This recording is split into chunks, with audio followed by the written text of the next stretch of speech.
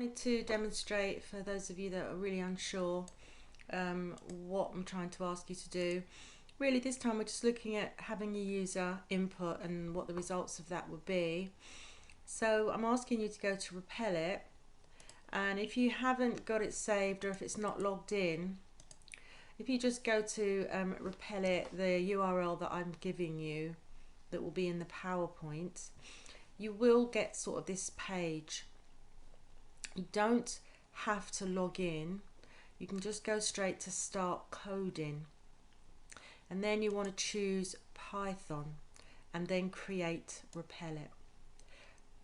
Okay, and it should take you to the page that you see in the images that I demonstrate to you.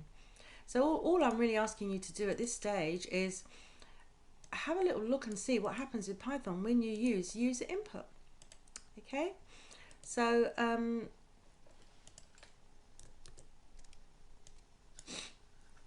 first of all, name, and that's a variable, is equal to input, and that input is going to be what the user puts in.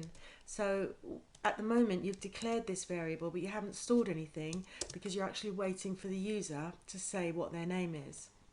And then obviously, you know, to print to screen you need that print statement, lowercase p, and what we're doing here is we're just adding the name, so the variable name, which will print out the value of that variable, plus just a little message. So his name is a lovely name.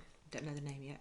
Alright, so when we run that code, you're being asked what is your name, because this time the system is waiting for an input. So I'll put my name, and I won't put it all in capitals, I'll just put the first. There you go, so that's Michelle. And then when you press enter, Michelle is a lovely name. Let me make a space there. So if you put your name in, you should have your code.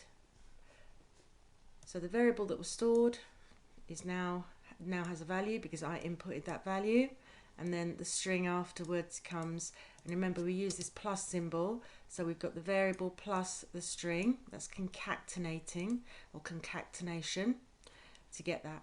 Alright, so that's the only thing that I'm asking you to do at the moment for the first activity. I just really wanted you to have a go at using that user input, because all of these little things that I'm teaching you will be building on them to make a program eventually.